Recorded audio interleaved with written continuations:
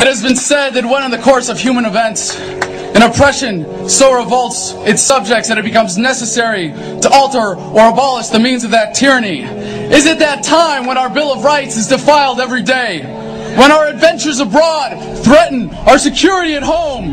When the Federal Reserve keeps our free nation enslaved by debt? When the people of the world tremble under the thumb of corporate imperialism? And now, our nation is drifting dangerously from freedom to fascism. So I have to ask, is it time?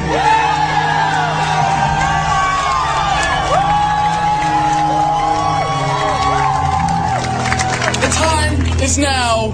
The threat is clear. The bands of tyranny are tightening around America, and it is our duty to resist.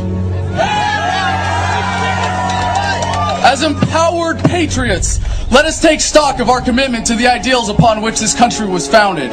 America without her freedoms is like a body without a soul.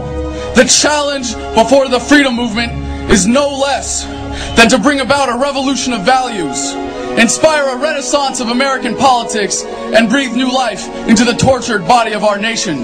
We will meet that challenge with courage and love, and as always, we the people will prevail!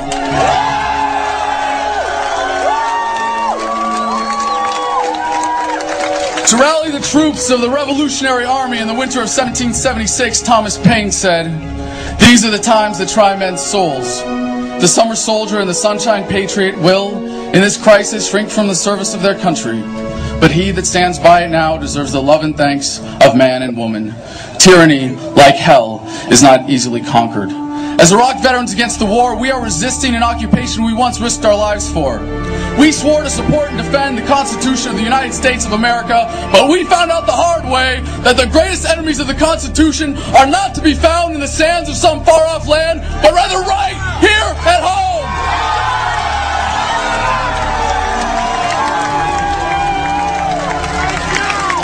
We are your new winter soldiers, and we are still defending America. We bring the values, skills, and commitment that make us warriors to the fight before us today. We are working to end the war by strategically withdrawing our material support and inspiring others to do the same. By advocating for veterans, we are empowering soldiers to become successful civilians. With Truth in Recruiting, we are inspiring a generation of young Americans to find a better way to serve their country than dying for empire. And by supporting those who are actively resisting, we inspire further resistance and ensure that soldiers still have the right, as is their duty, to disobey illegal orders. I will not tell you that the Band-Aids applied by Democrats and Republicans will heal us. I will not pretend that everything is just going to be okay while we are bled dry by tyrants. And if it takes the last full measure of devotion, I will not allow the same fate to befall this country. This young movement is getting past the external wounds to the greater evils plaguing this nation. We know that the greatest threat to American security is the current corruption of our government. No politician has ever ended a war. Civil rights were won in this country not by any legislator, but by a movement. I have great hope for America, but it comes not from any election. No, my hope comes from you. Our tragic love affair with the state has led us to put far too much trust in a government that we thought could improve our lives, but has instead come to rule our lives for us. We have become, as a people, like a frightened, battered, beat-down victim of an abusive relationship.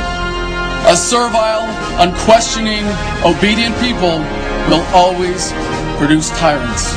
We must, as a nation, once again, embrace defiance, rebellion, and resistance.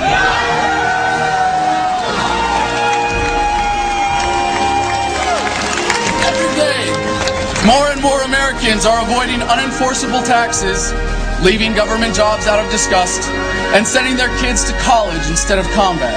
But our efforts as a movement must become unified and deliberate to fully withdraw our support and compliance. be it with your lives, labor, or tax dollars, stop investing in your own oppression. Guard your communities from the police state. Don't waste a single vote or a single dollar on the two-party system. Do not be content merely to grumble and to march while they are using fear, force, and violence as weapons of oppression. We must embrace the opportunity to resist civilly while we still can.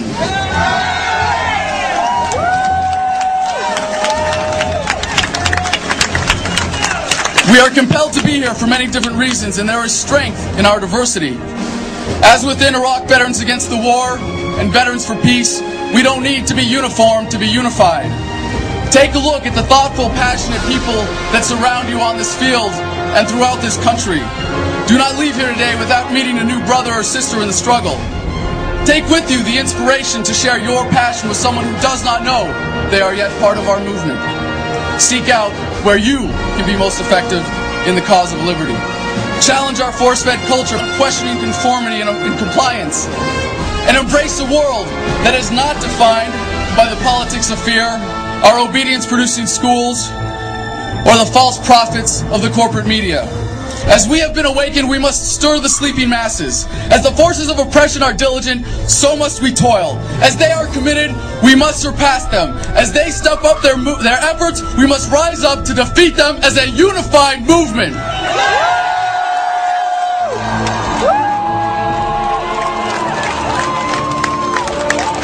We have been labeled rebels, traitors, enemies of the state.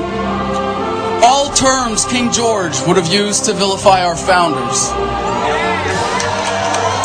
I, for one, will always rebel against oppression, a traitor only to tyranny, and I would be remiss to not make myself the enemy of a state that so blatantly tramples our freedoms. American values have been nearly vanquished by consumerism, militarism, and authoritarianism.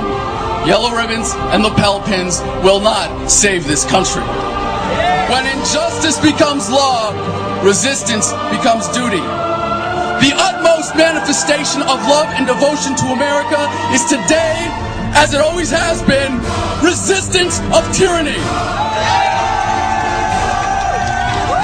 Resist we must, and resist we will. We will not be silent. We will not obey. We will not let our government destroy our humanity. We will not wait another moment in fear to stand up for what we know to be right. It is time we start meeting oppression with resistance. They cannot stop us. Humanity marches on. You can fight it or fight for it.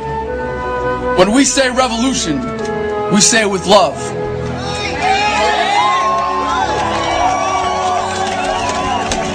As we march onward from this place where we have pledged to each other our lives, our fortunes, and our sacred honor, let us embrace the struggle, cherish the fight, and live in that love. The passion of our hearts will be raised with our fists!